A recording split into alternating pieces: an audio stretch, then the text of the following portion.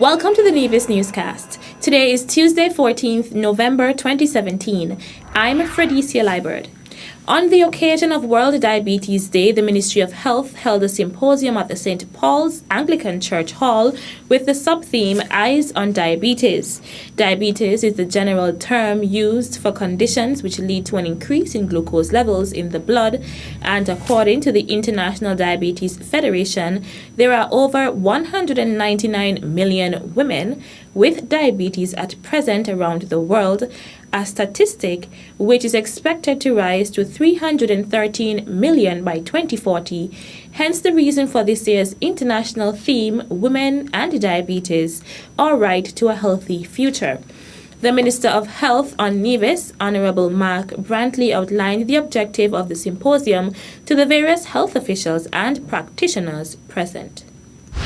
We're seeking through this symposium and other events like this to empower women through education and advocacy, to encourage the adoption of healthy habits and healthy seeking behaviors for proper diagnosis and treatment, which includes self-management in order to achieve positive health outcomes. The Minister of Health also made a special plea to persons living on the island. If we can spend money now on education, on awareness, on prevention, and we try to delay the onset of illness, I think that it's better off for you, for Nevis as a society in terms of our health. It's also better off for the government, because when I sit with my cabinet colleagues and tell them we need more money in healthcare, it's always a challenge, because we know in an island such as ours where resources are scarce, there's always a competition for resources. So I'm asking in a very direct way that the public partners with the government in doing some simple things, in trying to eat better, in trying to engage in some moderate exercise, in trying to avoid conduct and activities such as heavy drinking and the like, which could lead to health problems. Also present at the head table were Medical Officer of Health on Nevis, Dr. Judy Nisbet, and the presenter for the morning's activity, ophthalmologist Dr. Raymond Hubie. The Small Enterprise Development Unit, SIDU, in the Ministry of Finance on Nevis joins more than 15,000 partner organizations in more than 160 countries to observe Global Entrepreneurship Week, GEW, from November 13th to 20th. It is an initiative of the Global Entrepreneurship Network, GEN, which is powered by the Kaufman Foundation. Development Officer at SIDU, Catherine Fobbs, says the week of activities will target training and development for clients. The theme is Creativity Drives Innovation, Renovation Drives Profit. So we are believing that if we can train our persons, the same ideas that they have now, some of the same business, how could they make those businesses more creative?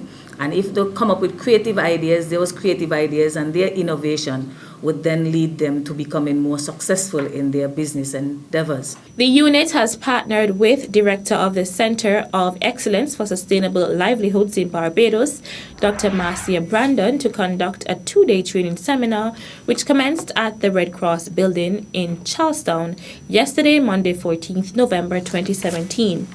Forbes describes the facilitator as having extensive training in the area of entrepreneurship and one who is passionate about innovative ideas, in particular those leading to sustainable development. Last evening, the department hosted a cocktail reception at the Nevis Performing Arts Center, NEPAC, from 6 p.m. for some business partners and others who have been supporting the activities of the unit over the years. In a recent interview with the Department of Information, Permanent Secretary in the Ministry of Finance, Colin Dorr, who noted that the Nevis Island administration is pleased with the response of members of the small business sector for its unwavering support. We have seen tremendous success from the activities that the administration has put in place, our enhanced policies and programs to support the small business sector. And we are very heartened by the response we have received from members of the small business sector. The Permanent Secretary expressed the view that the sector needed to be given much attention because small businesses grow into medium ones and eventually become micro and very large enterprises, which make them the engine of growth in the economy of Nevis. As a result of that, the administration has taken the decision that in 2018 and also for the remainder of this year, we are going to beef up our activities in this sector as a means of trying to get persons to come up with new and innovative ideas to transform them into business entities and to look for those non-traditional areas where you can now develop business that can be successful. DOA said plans are afoot for the launch of a small business development center in 2018. The facility would serve, in a way, as an incubating process that moves TAN ideas from the concept to the development stage. So that center would provide counseling, business education, writing of business plans, and also the financing which SIDO is presently doing. So in a way, we will seek to upgrade the present activities of SIDO to be more than just granting loans, but to become a holistic approach towards developing a business idea from the concept stage through to the financing stage and later on the monitoring to ensure that these businesses grow and develop from small into medium into very large organizations. At present, SIDO is observing Global Entrepreneurship Week, which provides an opportunity to highlight persons who have done well in the small business sector. It also provides greater support to others who have not done as well to assist them to achieve the level of success they wish to achieve in the life of their business. Still to come, Ministry of Education hosts first in a series of national consultation on language policy. The details when we return. Known as Uwali, land of beautiful waters by its native inhabitants, and later nicknamed Queen of the Caribbean by British settlers, Nevis has long relied on its natural prowess and resources to create livelihoods for its people. The people of Nevis have long remained connected to the gifts nature has bestowed. As an ambassador of this majestic island, it is my duty to encourage my people to nurture, preserve, and protect what makes us unique as a people and strong as a country. This one is dedicated to my lovely little island. Welcome back.